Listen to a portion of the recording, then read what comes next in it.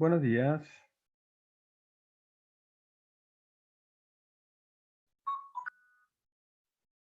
Buenos días. Buenos días, profe. Vamos a esperar un segundito a ver si se incorporan más estudiantes para dar inicio.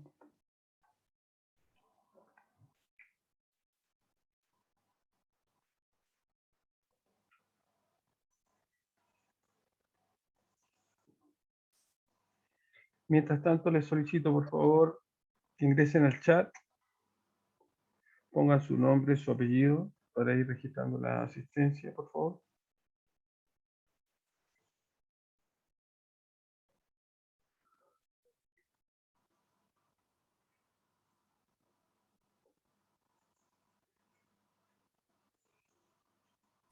Buen día, profesor. Muy buenos días.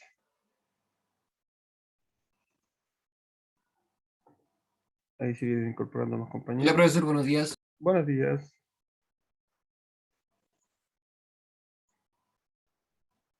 Gracias, Jorge, por inscribirse en el chat. Los que vienen ingresando, por favor. A los que vienen ingresando, por favor, inscribirse en el chat con su nombre, su apellido y presente.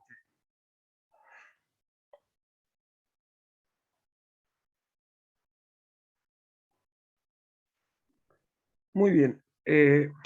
Antes de comenzar con la clase, informarles que según calendario que habíamos fijado al comienzo de este semestre, la primera evaluación estaba fijada para el día 8 de octubre por consecuencias obvias de la movilización de los académicos.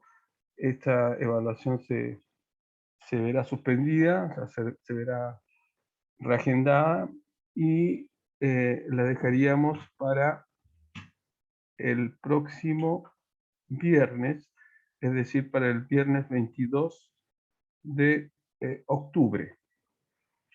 Luego vamos a calendarizar las otras, ¿ya? Pero por ahora la evaluación nos quedaría para el 22 de octubre, próximo viernes. Ahí están ingresando más compañeros. A los que están ingresando, por favor, se les solicita inscribirse en el chat con su nombre, su apellido y presente.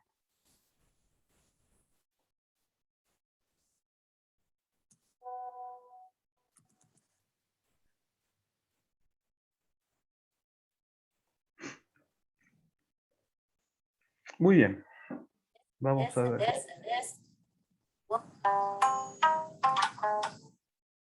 Voy a compartir pantalla.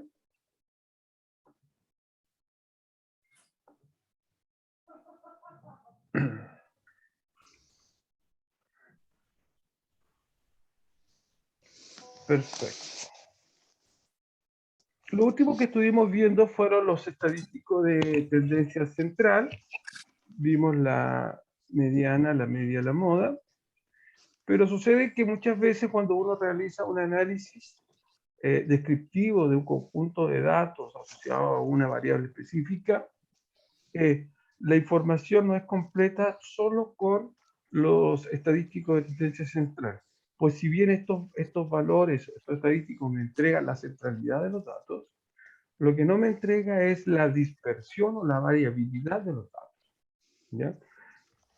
Es decir, no tengo conocimiento de cómo se comportan los datos, ¿no es cierto?, en función de si estos son más bien homogéneos o si son más bien heterogéneos. Hay una mayor o una menor dispersión, ¿ya? En este sentido, nosotros incorporamos un nuevo estadístico de tendencia, un nuevo estadístico que le llamamos estadístico de variabilidad o estadístico de variación, ¿ya? Dentro de los estadísticos de variación que más se utilizan está el estadístico rango, ¿ya? El estadístico varianza y el estadístico desviación estándar, ¿ya? Estos tres estadísticos de alguna forma me entregan información de la dispersión de los datos, ¿ya? Mientras menor es el valor del estadístico, eso implica que el estadístico perdón, que los datos son más bien homogéneos, y mientras mayor es el valor del estadístico, esto me indica que los datos son más bien heterogéneos o más bien dispersos. Ya están muy sueltos, como aquí aparece en esta imagen. Con respecto al rango, el rango no es más que, ya lo hemos utilizado, es una diferencia, ¿ya?, entre el dato más grande y el dato más chico. Esa diferencia me entrega de alguna forma la amplitud o la dispersión de los datos en términos de los datos mínimos y máximos, ¿ya? Obviamente, mientras más grande es esa amplitud, concluimos que los datos son más dispersos, ¿ya? Y mientras más cercana a cero es esa amplitud, entonces decimos que los datos son más bien homogéneos o poquito dispersos, ¿no? Poco disperso, hay poca dispersión. Es un estadístico muy simple de calcular, pero no entrega mucha información, pues utiliza solamente los extremos, ¿ya? Con respecto a la varianza al cual la vamos a denotar con un S cuadrado, ¿ya?, es un promedio, ¿ya? Es un promedio de distancias al cuadrado, ¿ya? Es un promedio de distancias al cuadrado. Esta distancia al cuadrado siempre es positiva, ¿ya? Y esta es la definición de la varianza cuando nuestros datos están sueltos, ¿ya? La varianza, como digo, siempre va a ser un valor positivo, ¿ya? Ahora bien, si los datos están tabulados en tablas de frecuencia intervalares, ¿ya?, entonces nuestra varianza, el cálculo de nuestra varianza, se transforma en este tipo de cálculo, en esta ecuación, ¿ya?, en donde sigue siendo un promedio, pero en este caso es un promedio ponderado por las frecuencias absolutas.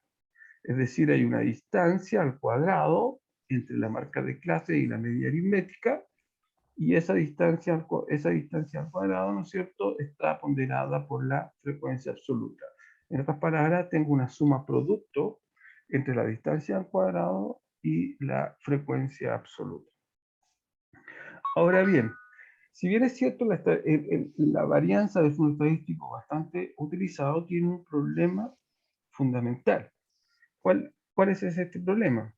El problema es que al estar elevado a 2, ¿ya?, al estar al cuadrado, eso me asegura ya de que la varianza sea positiva, me asegura que no me dé cero, pero el problema es que eleva al cuadrado también la unidad de medida de la variable al cual estamos trabajando. Es decir, si yo estoy trabajando, por ejemplo, con la variable peso, que está en kilogramos, entonces la varianza me la entrega en kilogramos cuadrados, ¿ya?, lo cual dificulta la interpretación de la varianza, ¿ya?, dificulta la interpretación de la varianza. Es decir, por ejemplo, si yo digo el peso promedio de los estudiantes de estadística es de 68 kilogramos y su varianza es de 15 kilogramos cuadrados, entonces no hay una relación entre la unidad lineal de la media, que es kilogramo, y la unidad cuadrática de la varianza, que es kilogramo cuadrado. Por lo tanto, la comparación se hace imposible. En ese sentido, lo que nosotros hacemos para poder eliminar el cuadrado de la varianza es simplemente aplicar la raíz cuadrada, ¿ya?, a la varianza. Y al momento de aplicar la raíz cuadrada a la varianza, ¿ya?, entonces encontramos el tercer estadístico de variabilidad, que es el estadístico desviación estándar. Por lo tanto, la desviación estándar, ¿ya?, no es más que la varianza, ¿ya?, no es más que la varianza de no es más que la raíz cuadrada de mi varianza, ¿ya? Con esto, entonces yo elimino la problemática de la unidad cuadrática y la transformo en una unidad lineal. Por lo tanto, ahora sí puedo decir, por ejemplo, que la media aritmética del peso de los estudiantes es de 67 a 68 kilogramos, con una desviación estándar de 3,8 kilogramos. ¿Ya? Ambas son unidades lineales, por lo tanto pueden ser comparadas. ¿Ya? Obviamente, cuando la desviación estándar es más grande, entonces decimos que los datos son más dispersos. Y si la desviación estándar es más pequeña, entonces podemos establecer de que la dispersión de nuestros datos es menor. Por lo tanto, los datos presentan una homogeneidad. Ahora bien, ocurre que muchas veces necesitamos comparar dos poblaciones o dentro de una misma población dos variables con distintas unidades. ¿Ya? Por ejemplo, si yo quiero comparar, o sea, yo quiero determinar la dispersión o la variabilidad entre el peso de los estudiantes y la estatura de los estudiantes y ver cuál de las dos variables, peso que está en kilogramos o estatura que está en metro, ya es más variable, no podría, por ejemplo, calcular la desviación estándar, pero en el entendido de que, por ejemplo, la desviación estándar del peso puede ser, no sé, 12 kilogramos y la desviación estándar de la estatura puede ser 0,8 metros. Entonces, no puedo comparar, ¿no es cierto? No puedo comparar los kilogramos con los pesos. ¿Ya? No puedo con los metros, perdón, los kilogramos con los metros. No son comparables porque son unidades de medida distintas. Bueno, en ese caso, para poder hacer la comparación de variabilidad entre dos variables o una misma variable entre dos poblaciones distintas, ¿no es cierto? Es que incorporamos un coeficiente denominado coeficiente de variación. Este coeficiente de variación es una razón, es un cociente entre la desviación estándar, ¿ya? Entre la desviación estándar y el valor absoluto de la media aritmética. ¿Ya? Si ustedes se dan cuenta, la desviación estándar tiene la unidad lineal, el X barra, la media, también tiene la misma unidad lineal, por lo tanto se simplifican las unidades lineales y simplemente el coeficiente de variación es un número. ¿Ya? Simplemente es un número. Por lo tanto, por la propiedad de orden de los números reales, ¿no es cierto? Yo puedo comparar estos números. Ya puedo comparar. Es decir, si el coeficiente de variación me da 1,3, el coeficiente de variación de la población, de los pesos, y el coeficiente de variación de la estatura me da 0,8, son simplemente números, sin dimensión, sin unidades de medida. Por lo tanto, puedo comparar y puedo establecer que aquel coeficiente de variación menor indica que la variabilidad de esa variable, ¿ya? Es más homogénea. ¿Ya? Es más homogénea. Entonces, este coeficiente de variación me permite, ¿no es cierto?, eliminar las unidades de medida y solamente dejarlo en un valor escalar sin dimensión y sin unidad. Por lo tanto, puede ser comparado. ¿Ya? El coeficiente de variación, la función principal es comparar, ¿no es cierto?, comparar el comportamiento de dos variables eh, de distintas unidades de medida o dos variables iguales, pero de distintas poblaciones. Entonces vamos a ver un ejemplo. ¿Ya? Acá tenemos, dice la unidad, me distrajo eso. La unidad técnica, entonces, del Colegio donde usted trabaja, ¿no es cierto?, necesita seleccionar a un curso de tercer año medio para asistir a una feria científica y le solicita que utilice un criterio académico para la selección. ¿Ya? Entonces, en este caso, usted lo que hace es decidir enviar al curso que tenga un rendimiento en matemática diferenciada más homogéneo. ¿Ya? Entonces, la pregunta es, ¿qué curso irá a esta feria científica? Entonces, acá tenemos dos cursos, tercer año medio A y tercer año medio B, con sus respectivas evaluaciones o notas en matemática diferenciada. Entonces, lo que nosotros queremos ver es cuál de los dos cursos tiene las notas en matemática diferenciada más homogéneas. Entonces, para eso lo que vamos a hacer es calcular nuestro coeficiente de variación, ¿ya? Y determinar cuál de los dos tiene un coeficiente de variación más pequeño, lo que indicaría, ¿no es cierto?, que tiene una nota, perdón, que tiene, sí, notas más homogéneas, ¿no? Entonces voy a copiar esto, ¿no? Y lo voy a llevar a una planilla Excel para que podamos trabajarla.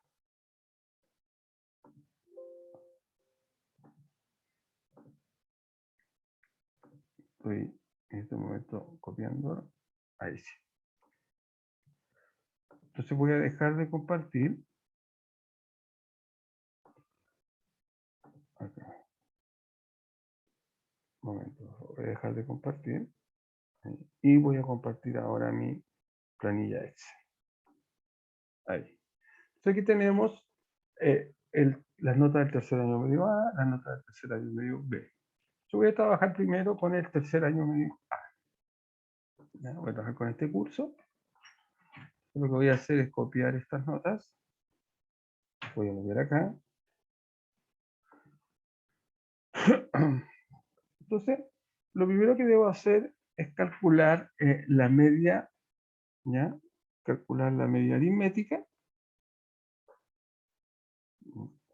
Para eso utilizo la función promedio de este curso. Ahí tengo mi media aritmética. Entonces, ahora lo que voy a hacer es calcular la varianza, ¿ya? Calcular la varianza. Recuerden que la varianza, en este caso, los datos están tabulados, pero están tabulados en tabla simple. Por lo tanto, la varianza simplemente se calcula de la siguiente manera. Esto voy a insertar un cuadro de texto acá, para ir recordando algunas de las ecuaciones que vamos a utilizar. Esa es la varianza. Esa es la varianza, ¿no es cierto? Entonces necesitamos x menos x barra, ¿ya? Necesitamos el x menos la media, ¿no? Al cuadrado. El x menos la media al cuadrado. Entonces, mi x es ese valor menos la media, está acá, y todo eso al cuadrado. Como la media es fija, no varía, entonces la fijamos en el Excel con un signo peso. Ahí tenemos. Y ahora simplemente lo que yo hago es la suma. ¿No es cierto? Vamos a sumar esos datos. Ahí, la suma de todos esos datos. Este valor lo vamos a utilizar. Entonces tengo mi media, tengo esta suma, por lo tanto aquí puedo encontrar mi varianza. ¿Ya? Como la varianza es una media, es un promedio, ¿ya?, de diferencias al cuadrado, simplemente lo que hago es esa suma dividirla por el total de datos, que en este caso tengo 1, 2, 3, 4, 5, 6, 7, 8, 9. Entonces me da una varianza de 1.46. A partir de esa varianza puedo calcular la desviación estándar. Recuerden que la desviación estándar no es más que la raíz cuadrada de la varianza. Entonces aplico raíz de la varianza. Y ahí tengo mi desviación estándar. Y ahora lo que hacemos es simplemente calcular el coeficiente de variación. Recuerden que el coeficiente de variación es un cociente entre la desviación estándar, ¿ya?, entre la desviación estándar y la media aritmética. Voy a copiarlos acá, voy a insertar otro texto para recordar el coeficiente de variación. ¿Ya? Ahí tengo el coeficiente de variación. Por lo tanto, voy a calcular ese cociente, que es entre la desviación estándar, 1,21, sobre la media aritmética. Y acá entonces tengo mi coeficiente de variación, de las notas del tercer año medio A. Ahora hago exactamente lo mismo, pero con el tercer año medio B. Ahí, ¿ya? Entonces, calculo primero la media. Calculo la media. ¿Ya? Entonces, utilizo la función promedio entre esos valores. Fíjense que el promedio del tercer año medio A y del tercer año medio B son el mismo. Por lo tanto, si el criterio de evaluación hubiese sido, voy a enviar al curso que tenga mejor promedio, hubiese estado en un serio problema, porque los dos cursos tienen exactamente el mismo promedio. Por eso, en este caso, utilizamos otro criterio, en este caso, la homogeneidad de las calificaciones. Entonces, calculamos la varianza, que es la que está acá. Entonces, en este caso, vamos a tener x menos la media al cuadrado, ¿cierto? Entonces, este es mi x, este es mi media, y lo elevamos a 2. Recuerden siempre fijar la media, ¿ya?, con un signo peso. Si usted no fija la media con un signo peso, entonces el Excel va a ir moviendo la media y va a ir cambiando la media. Entonces ahí fijamos y sumamos, ¿ya? Sumamos estos valores, todos estos valores, ahí. Y ahí tengo entonces la suma. Esta suma que acabo de calcular es esta suma de distancias al cuadrado, que siempre es positiva, distinta de 0. Por lo tanto, estamos listos para calcular la varianza, que es una media aritmética. Por lo tanto, es esta suma dividido por el total de datos, que en este caso también son 9. Ahí tenemos nuestra varianza. Con esto podemos determinar nuestra desviación estándar, ¿ya? Recuerden que la desviación estándar es la raíz cuadrada de mi varianza. Ahí. Y finalmente, teniendo esos valores, podemos calcular nuestro coeficiente de variación, que es este que está acá, ese cociente entre la desviación estándar y la media aritmética. Y aquí encontramos el coeficiente de variación del tercer año medio B. Si nos damos cuenta, el coeficiente de variación del tercer año medio B es 0.24 y el coeficiente de variación del tercer año medio A es 0.27. Por lo tanto, el tercer año medio B es el curso que presenta las notas de matemática diferenciada más homogénea, y por lo tanto sería al curso que vamos a llevar a nuestra feria científica, ¿ya? Pues es el que presenta un coeficiente de variación más pequeño, ¿ya? ¿Se entiende, no, chicos? ¿Alguna consulta, alguna duda? ¿No? Sigamos entonces. Ahí. Muy bien, entonces. En este camino de reconocer y describir el comportamiento de nuestros datos, entramos a los estadísticos de posición. Estos estadísticos de posición lo que nos permiten es establecer ciertos umbrales ya porcentuales de nuestros datos, sobre los cuales podemos determinar el porcentaje de datos que están por sobre ese umbral y el porcentaje de datos que está por bajo ese umbral. Ese umbral se conoce como percentil, ¿ya? Los percentiles, ¿ya? Los percentiles lo que hacen es dividir, ¿no es cierto? Es dividir a mi muestra en 100 partes iguales. Cada una de esas partes iguales representa el 1% de los datos, ¿ya? Y para poder obtener esos percentiles, ¿ya? Para poder obtener esos percentiles, lo que debemos hacer es ordenar los datos, ¿ya? Ordenar los datos de forma creciente, como está acá. Es decir, desde el mínimo hasta el máximo, ¿ya?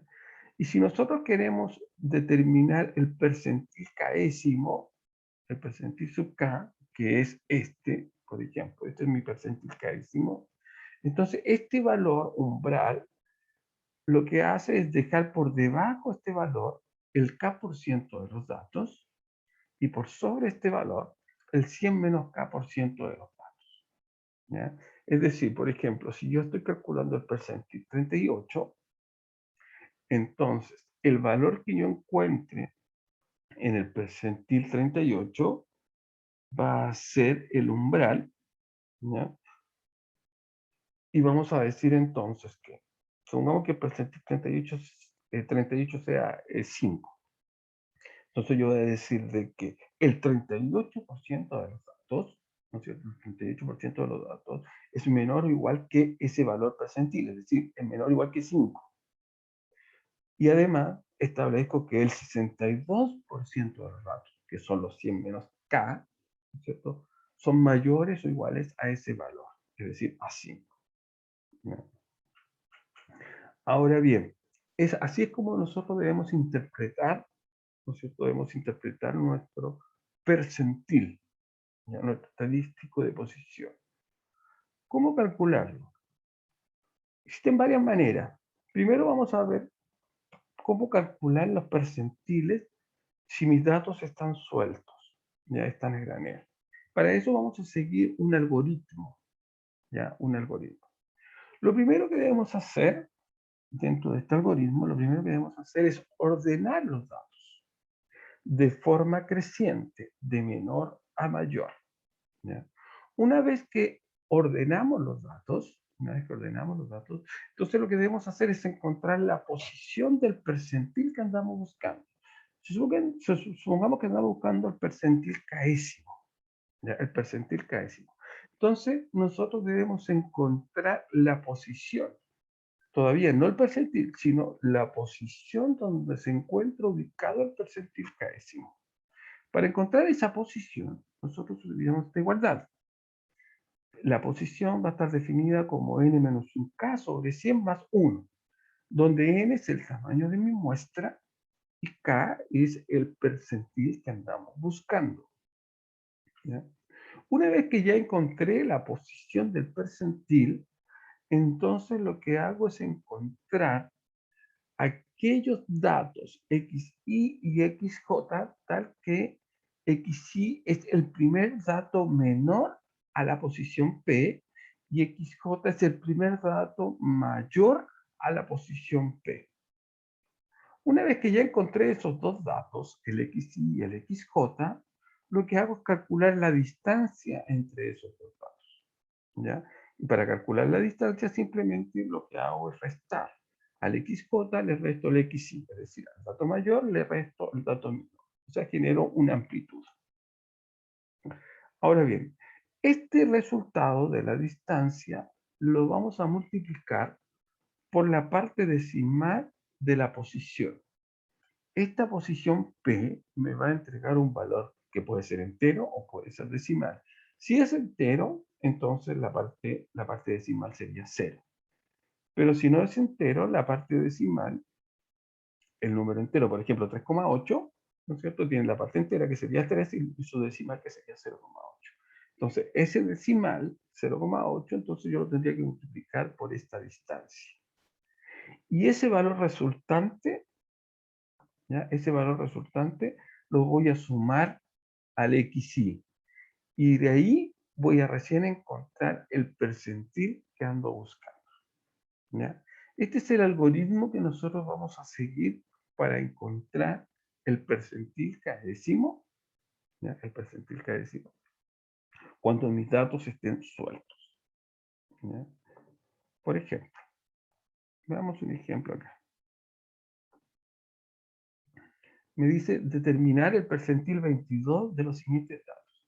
Fíjense que los datos ya están ordenados. Por lo tanto, el primer punto del algoritmo, que es ordenar los datos, ya está hecho. Los entrego ordenados. Entonces, lo que viene a continuación es encontrar la posición del percentil 22. Para encontrar la posición, dijimos que utilizaríamos esta igualdad, n-1k sobre 100, donde n es el tamaño de la muestra y k es el percentil que andamos buscando. En este caso, la muestra tiene 8 elementos, por lo tanto, mi n va a ser 8. Y como ando buscando el percentil 22, mi k vale 22. ¿Ya? Esta operación me da como resultado el número 2.54. Esa es la posición. Ese no es mi percentil 22. Es la posición del percentil 22. Es decir, el percentil 22 está ubicado entre el dato que ocupa la posición 2 y el dato que ocupa la posición 3. Esta es la posición 1, esta es la posición 2 y esta es la posición 3. Entre estos dos números está ubicado el percentil 22. Una vez que ya encontré la posición, entonces debo encontrar los datos XY y XJ hasta que cumpla esta relación. Recuerden que es el primer XY que es mayor que la posición y el primer XJ ¿Profe? que es... ¿Sí?